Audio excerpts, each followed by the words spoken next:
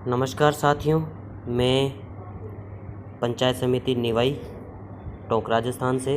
पिछले बार हमने एक वीडियो बनाया था कि कॉन्सेंट फॉर्म और आधार आवास प्लस ऐप पर कैसे अपलोड किए जाएं, लेकिन जो रिपोर्ट्स आ रही हैं उन रिपोर्ट्स के अकॉर्डिंग हमने कुछ समस्याएं देखी। जैसे कि राजस्थान की 17 मई 2020 की मैं रिपोर्ट बता रहा हूं। जो केसेस थे, टोटल केसेस, उनमें से ज़्यादा प्रोग्रेस हम नहीं कर पा रहे हैं। और ये मानिए कि जितना बैलेंस है, ये मान लीजिए कि कुछ केसेस, कुछ परसेंट यानी कि लगभग 15% हमने काम कर पाए हैं अब तक, जब से इसके ऑर्डर हमने किए हैं। इसी समस्या को देखते हुए हम आज आपके सामने फिर से आए हैं और हम ये बताना चाहते हैं कि किस प्रकार की समस्याएं आपको आ सकती है या आ रही है। उनके हम सॉल्यूशन लेकर आए हैं। आप इस वीडियो को पूरा देखिए। आइए चलते हैं कि किस प्रकार से क्या क्या समस्याएं हमारे बीच आ रही है। देखिए, कुछ समस्याएं हैं। सबसे पहले हम उनके बारे में बात करेंगे, जो कि आधार और कॉन्सेंट फॉर्म अपलोडिंग के बाद समस्याएं उत्पन्न हो रही है।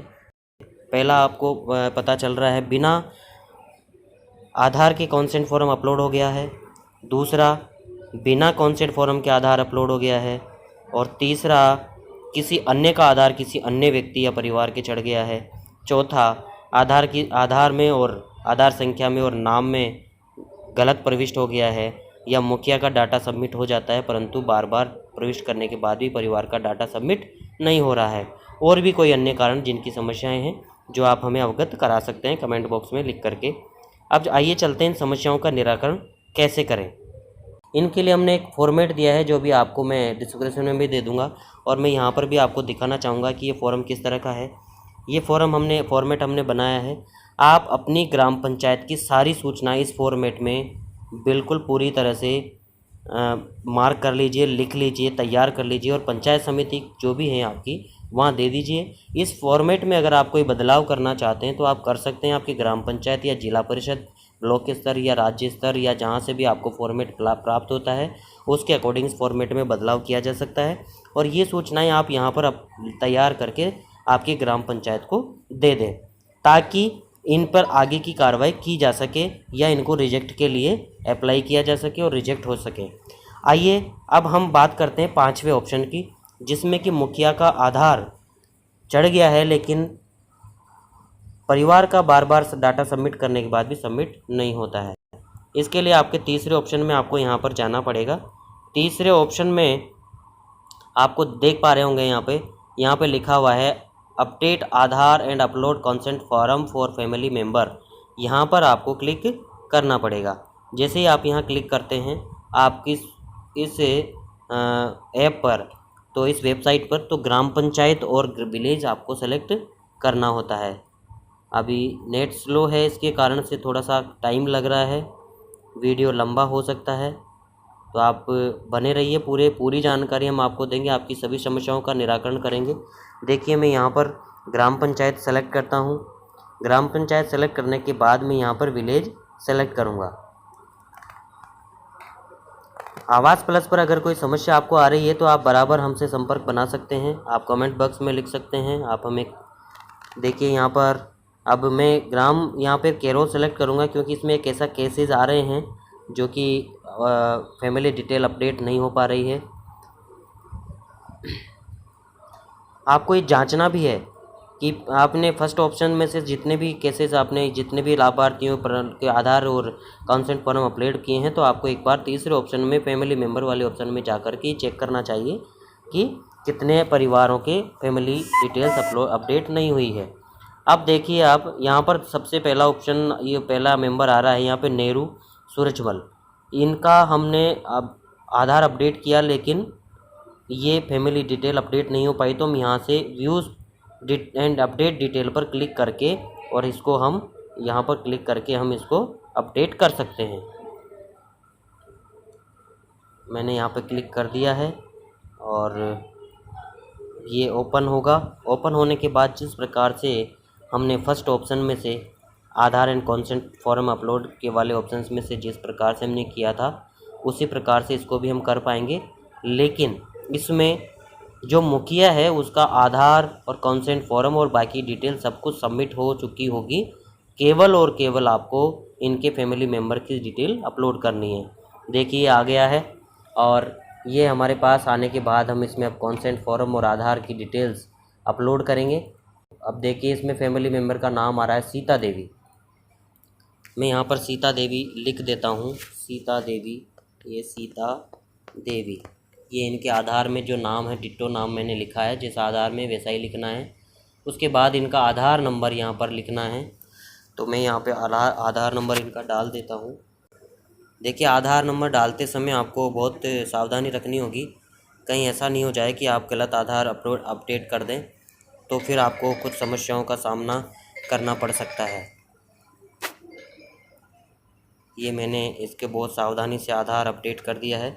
अब मैं यहाँ से चूज़ फाइल करूँगा। देखिए यहाँ पर ये लिखा हुआ है चूज़ फाइल, और मैं यहाँ से चूज़ फाइल कर करके और इसका आधार लूँगा। फाइल मैनेजर में आपको जाते ही सबसे पहले यहाँ जाना है, और आपको या फाइल मैनेजर के बाद में कैम स्कैनर, अगर आप कंप्यूटर से कर रहे हैं तो जिस फोल्डर में आपका डाटा है उसमें भी आप ले सकते हैं। ये सीता देवी, ये वाली सीता देवी थी, ये मैंने इसको ओके कर दिया है, यहाँ आ गया है। अब एक और चीज़ सामने आ रही है कि जिन बच्चों का आधार नहीं है और उनकी आयु 5 वर्ष से कम है, तो उनके लिए यहाँ पर क्लिक कर दें।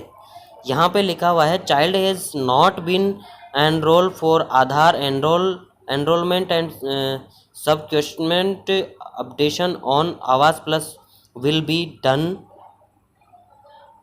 एलनेस्ट। इसका मतलब है कि ये कह रहा है कि भाई आप इसको छोड़ सकते हैं, लेकिन बाद में आपको इसको सबमिट करना पड़ेगा। मैं यहाँ पे इसको सबमिट कर देता हूँ। ये देखिए duplicate Aadhaar number for number of, अब ये इस तरह से आ रहा है। इस कंडीशन में आपको क्या करना है, इसका अर्थ ये हुआ कि इसने पहले सबमिट कर लिया है, लेकिन फिर भी ये फैमिली मेम्बर की डिटेल में आ रहा है। ऐसी स्थिति में भी आपको हमने एक फॉर्मेट दिया है, इस फॉर्मेट में लिखना है, आपको इसका डिटेल लिखना है। ऐसे लाभार्थियों का जिनका आधार गलत चढ़ गया, कॉन्सेंट फॉर्म नहीं चढ़ा या आधार नहीं चढ़ा है, अकेला आधार या कॉन्सेंट फॉर्म चढ़ गया, किसी और का नाम अपडेट हो गया है, किसी और का आधार नंबर अपडेट हो गया है, किसी और का फॉर्म और आधार अपडेट हो गया है, मुखिया का हो गया लेकिन परिवार का नहीं हो पा रहा है, ऐसे में ये फॉर्मेट भरना है। आवास आईडी लिखनी है आपको, यहाँ पर देखिए आवास आईडी लिखनी है, मुखिया का नाम लिखना है, पिता पति का नाम लिखना है, उसके आपकी ग्राम पंचायत लिखनी है, उसकी ग्राम लिखना है, उसका ग्राम जरूर लिखना है क्योंकि ग्राम से ही ये पकड़ में आता है, और गलत अपलोड होने का कारण दर्शाते हुए कोड का प्रयोग करना है। इनमें से किस कोड में आपका कारण आता है, तो यहाँ पे 1 2 3 4 5 6 में से कारण लिखना है, और आप कुछ लिखना चाहते हैं उसके बारे में विशेष, तो विशेष विवरण में आप इनको लिख सकते हैं। ये फॉर्म प्रपत्र 1 हमने तैयार किया है, इसको आप अपनी ग्राम पंचायत, पंचायत समिति, जिला परिषद यानी कि ब्लॉक स्तर और जिला स्तर के हिसाब से आप इसको बदल सकते हैं। इसके बाद हम आते हैं, ये प्रॉब्लम देखिए बहुत सी जगह आ रही होगी और आप परेशान भी होंगे। अगली परेशानी की ओर हम आते हैं कि कुछ के प्रॉब्लम फॉर्म भरने या अपलोड करने से पहले ही आ रही है। ऐसे समस्याओं के लिए हम आपसे बात करना चाहते हैं कि क्या क्या समस्याएं आ सकती है। इसके लिए मैं आपसे बात करना चाहूँगा। इसके लिए भी हमने एक फॉर्मेट तैयार किया है, क्या क्या समस्याएं आ सकती है। आधार अथवा ऑनलाइन सूची में स्वयं या पिता का नाम भिन्न है, ऐसी समस्या भी आ सकती है।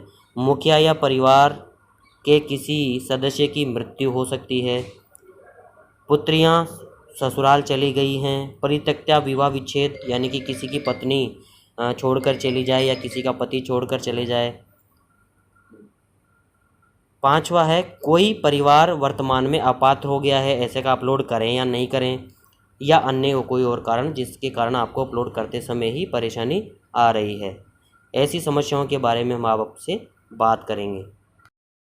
अब ऐसी परेशानियां आपको आधार या कॉन्सेंट फॉर्म अपलोड करते समय जो आ रही है इस तरह की, तो आप इनको इस प्रकार के फॉर्मेट में, इस तरह का फॉर्मेट डेवलप कर लीजिए, या इसी को ले लीजिए, या आपके ब्लॉक, जिला स्तर या राज्य स्तर से जो भी आपके फॉर्म है वहाँ से आप इसको लेकर के इसको आप भर सकते हैं और ब्लॉक या पंचायत समिति स्तर पर आप इसको भेज सकते हैं, ताकि ऐसी समस्याओं का निराकरण या आपको मार्गदर्शन मिलेगा कि आपको ये अपलोड करने हैं या नहीं करने हैं, या करने हैं तो किस प्रकार से करने हैं।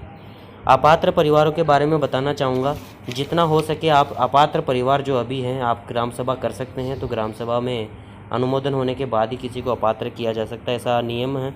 तो आप उनके लिए अलग से सूची बनाकर रख सकते हैं और अपने उच्च अधिकारियों से इसके लिए मार्गदर्शन ले सकते हैं। इसके अलावा भी कोई समस्याएं आपके सामने आ रही है तो हमें कमेंट बॉक्स में या हमारे नंबर पर फ़ोन करके आप बता सकते हैं और पूछ सकते हैं। आगे की जानकारियाँ हम आपको आगे से देते रहेंगे। इसके अलावा अब हम बात करते हैं कि आपके अपडेट किए हुए कुछ आवेदन या कुछ आधार या कॉन्सेंट फॉर्म रिजेक्ट हो गए हैं। रिजेक्ट की सूचना आपको ब्लॉक स्तर से मिलती है। इसके लिए आपको जाना है, यहाँ पर आप देख रहे हैं यहाँ पे दूसरे नंबर का ऑप्शन है।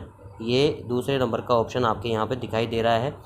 ये देखिए, update rejected Aadhaar and upload consent form, यहाँ पर आप देख सकते हैं। इस ऑप्शन पर क्लिक करना है आपको। इस ऑप्शन पर क्लिक करने के बाद आपको यहाँ पर आपके रिजेक्टेड आधार जितने भी हैं वो आपको यहाँ पर मिल जाएंगे। मैं यहाँ पर ग्राम पंचायत सेलेक्ट करता हूँ। ग्राम पंचायत सेलेक्ट करने के बाद आपको ग्राम सेलेक्ट करना पड़ेगा और ग्राम सेलेक्ट करने के बाद में आपके रिजेक्टेड की जो लिस्ट है उस ग्राम पंचायत की, उस गांव की, वो सारी सूची आपके सामने आ जाएगी। उसके लिए आपको क्या करना है, उसके लिए आपको यहाँ पर के जाकर के, जैसे कि ये है मेरे पास एक, यहाँ से आपको उसका आधार और कॉन्सेंट फॉर्म जो है वो यहाँ पर आप उसको अपडेट कर सकते हैं। यहाँ पर जिस तरह से वही तरीका है सेम, जैसा कि आप अब तक आधार और कॉन्सेंट फॉर्म अपडेट करते आए हैं, यहाँ सर आपको उसको अपडेट वापस से कर सकते हैं। ध्यान रखिए, पिछली बार जो गलती हुई जिसके कारण ये रिजेक्ट हो गया है वो गलती ना दोहराएं और आगे से इसको यहाँ पर खोलते हुए इसको सबमिट कर दें। इस तरह से ये होगा। आपको यहाँ पे आधार नंबर डला हुआ है, आपको केवल और केवल इसका कॉन्सेंट फॉर्म अपडेट करना है। इस तरह से हो सकता है।